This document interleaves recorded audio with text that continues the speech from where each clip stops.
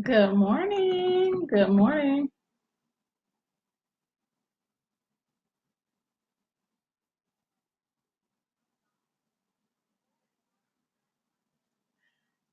Good morning, Facebook Live. Today is day two of our 7-day Facebook Live Back to School series. And today I want to talk about extracurricular activities. Okay. Um, when your child gets ready to apply for college or a job, they want to see a well-rounded citizen. Okay. They're not looking for someone who's just a top athlete or someone who's involved in every club that the high school offered or someone with just a 5.0 or 6.0 GPA. They're looking for a well-rounded student, someone who can have the grades and the activities, okay?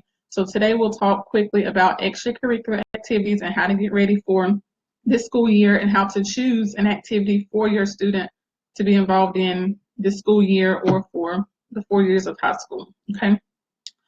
So the first thing to consider when thinking about an activity is to make sure that your student likes it, okay?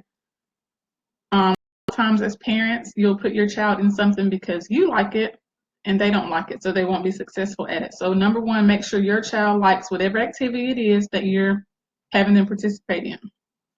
Step two is to make sure they're good at it, okay? In preschool and kindergarten, you can put them in anything, and if they're not good, it really doesn't matter. They're just learning to socialize, they're just having fun. But once you get to high school, they need to be good at whatever it is they're doing. For example, I like basketball. My family loves basketball, but I wasn't good at it. The one time I got the ball when I was on the basketball team, I shot it in the wrong goal. So that was it. That was the end of my basketball career. I would not have gotten a basketball scholarship or anything like that. The same thing with track. I ran track. Well, I was on the track team. I didn't run very fast, but I was on the track team, and it actually fit our schedule. It was new sport at the school, and I liked it okay, but it was my dad's idea, and I wasn't good at it. And so I just did 1 year of that, and then I stopped. And I had to find something that I liked and something I was good at. Now, not only something that your child likes and is good at, but you also want something that fits your family's schedule. That is super important because it doesn't matter if your child likes it and they're good at it if they can't get to practice or they can't go to the game, if you don't have time or access for them to do that. So when choosing an extracurricular activity, make sure that your child likes it, they're good at it, and that it fits in your family's schedule, okay? So there are lots of different types of extracurricular activities. You can have an academic activity like math club, which was not me, but math club, honor society, history club, things like that that are based on an academic subject. You have art-based extracurricular activities like theater and dance and even painting classes, pottery clubs, those sort of things. Besides academic and art, you also have music clubs, you have culture and language clubs like Spanish club, French club. Um, then, of course, you have sports. And depending on what high school your child is at, they have lots and lots of options for sports as well. And then you have community service clubs. And they don't have to be with the school, okay? That's one thing to note is that your child can be involved in these activities with church or with a different club. If as a parent you're involved in a civic organization, they can do the same thing, or they can even make something up. I've had several students come up with clubs because there wasn't one at their school, and I was an advisor for that club. So if your student or child does not have a club at their school that they like, they can make one up. Okay, and I'll definitely be glad to talk to any high school student who is trying to figure out what club to join, what club to create, that sort of thing. Okay, but there's a lot of different types of extracurricular activities, and then of course, like I said, sports. And it depends on your purpose. With these extracurricular activities, they may be for social reasons. I was in the Fellowship of Christian Athletes, even though I was not athletic at all. I liked the people who were in the club and their morals, their values, the activities they did. So it was more for a social experience. And then, of course, marching band. I didn't realize until much later that it was for a physical fitness benefit. When you're in marching band or sports or dance, those sort of things, you're in a lot healthier shape than if you're doing a sitting down sedentary type activity or nothing at all. Okay.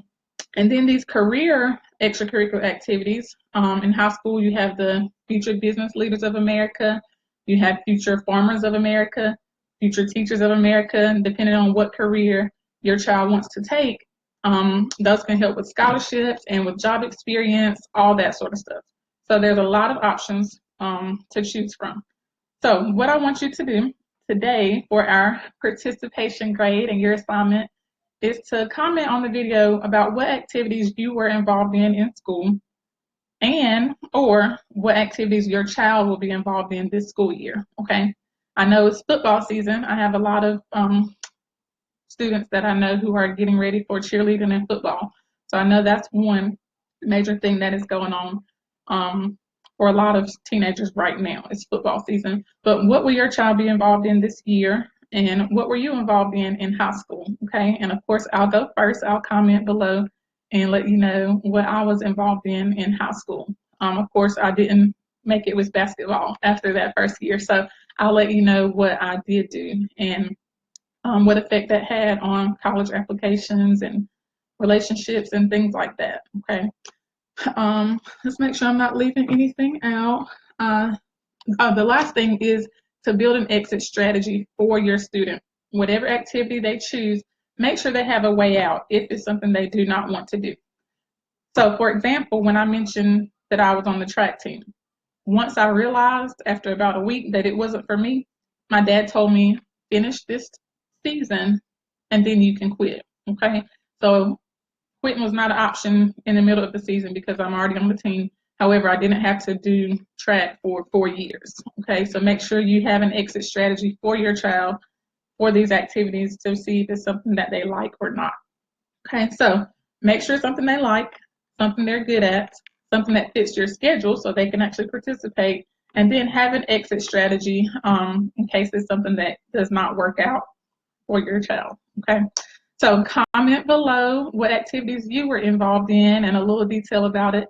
And then, of course, you'll be entered into the prize drawing for Sunday. Tomorrow, we'll be back here at 8 a.m. to talk about health. And tomorrow's topic is sleep. Okay. And I think that'll be really important information for parents and students. So thank you so much for listening in and joining me this morning. And I will talk to you tomorrow at 8 a.m. Have a great day.